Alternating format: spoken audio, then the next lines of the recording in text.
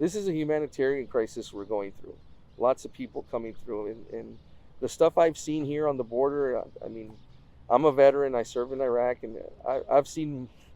Unfortunately, I hate to say this, I've seen more deceased people on this border than I did in Iraq. This is Juan Mendoza reporting for Rebel News. I'm here in Eagle Pass today with Maverick County Deputy Constable Frank Bowes. Thank you very much for speaking with us. Thank you, sir.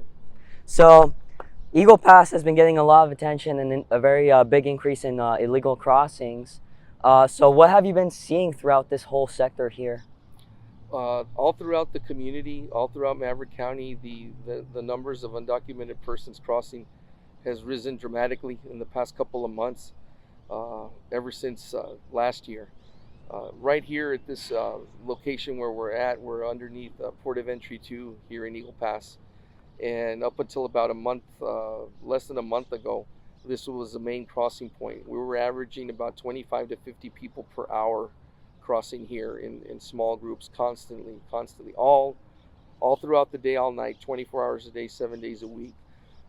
Recently, Governor Abbott, our governor here in the state of Texas, he came upon an agreement with the Mexican governors along the border, and they've pre-positioned some Mexican law enforcement on the Mexican side to try and help deter the crossings. But what's happened is they're still crossing, not in small numbers, but now they're crossing in larger groups through more less populated areas, out in isolated areas of the community.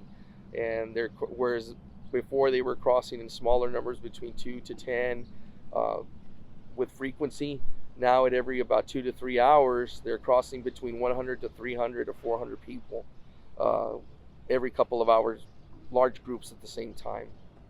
Okay. Right now. So recently a federal judge blocked Title 42 from being repealed, that the Biden administration wanted to repeal on Monday, May 23rd. But as of now, it was announced that migrants could claim manifestation of fear under Title 8. Is law enforcement and CBP units around Maverick County and here in Eagle Pass, are they concerned about that bringing up more traffic here? Yes, it's gonna, with the Title 42 was set to expire on May 23rd, but the federal judge that was presiding over that case, he felt it was better to leave it in place, which is fine. At some point, whether it's 3 months from now, 6 months from now, Title 42 is going to go away.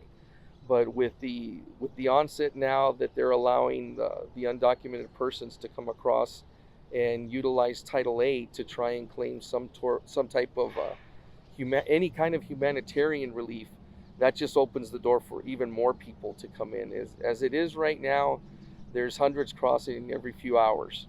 And that's just going to multiply the numbers 10 or 20 fold.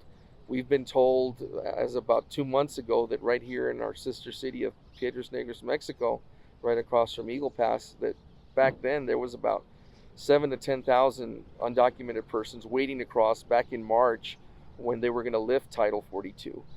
And now they're telling us there's that many number, and it's about maybe 15,000, and there's an even bigger caravan coming up from southern Mexico. Some of the Mexican authorities, they've kind of given us a heads up on that, but they're not giving us numbers on that. But on May 23rd, which was this past week, we had a big DPS presence, a large law enforcement presence of the National Guard. The Border Patrol was ramped up, ready to go, but the level of the traffic is kind of staying steady. We thought we were going to be getting groups of several thousand coming across. But even though Title 42 stayed in place, I think now even with Title 8, that they've given them that opportunity to utilize it, the numbers are going to get bigger.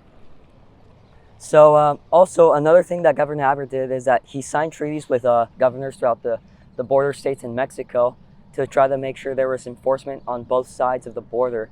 Do you think that the treaty that was signed with him and the governor of Coahuila, has that helped you guys here in Maverick County? In my honest opinion, no, not really. They're running into the same problem that we're having here on the U.S. side, where there's only so much personnel, and as you can see here along the border, they have a very sporadic presence. Yes, they are there, but if several hundred come rushing across and there's only 10 or 12 officers, they're not going to be able to detain them. They're going to get past.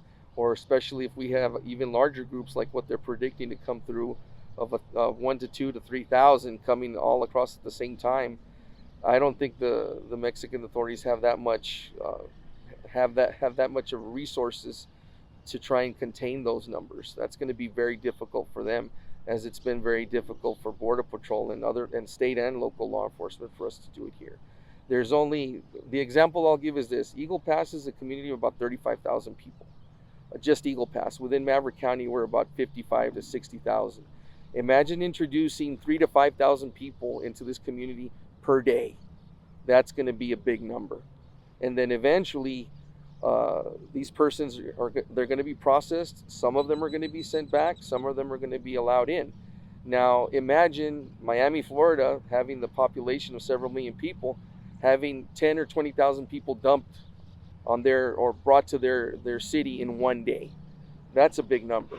Where are they going to go? What are they going to do? Where are they going to stay? They need basic resources. And if they don't have it, that's going to create the issues that we're having here. So the issues we're having here right now, within a couple of months, the major cities inside the interior of the U.S. are going to start having it. So the problem is, it's starting here, but the problem is going to move into the rest of the United States. Any last comments you would like to give to our audiences at Rebel? The only thing I'd like to say is that I'd like to thank you for coming down here and reporting on this, because we haven't had too much news media come down. Only certain ones have been reporting on the issues we've been having here. This is a humanitarian crisis we're going through. Lots of people coming through, and the stuff I've seen here on the border, I mean, I'm a veteran, I served in Iraq, and I've seen, unfortunately, I hate to say this, I've seen more deceased people on this border than I did in Iraq. And to me, that's sorry, because this is my hometown. And the only thing I gotta say is that the problem is here right now, but it's gonna move into the U.S. very soon. And people need to realize that. So I thank you all for being here and reporting on this. Thank you. Once again, Deputy Constable of Maverick County, Frank Baus, thank you very much for talking with us. You're welcome. You're welcome. Once again, I'm Juan Mendoza, reporting for Rebel News. Si ustedes quisieran ayudarnos a financiar estas noticias y traerles más coberturas de Miami y el estado de Florida, puede hacerlo por yendo a losrebeldes.com.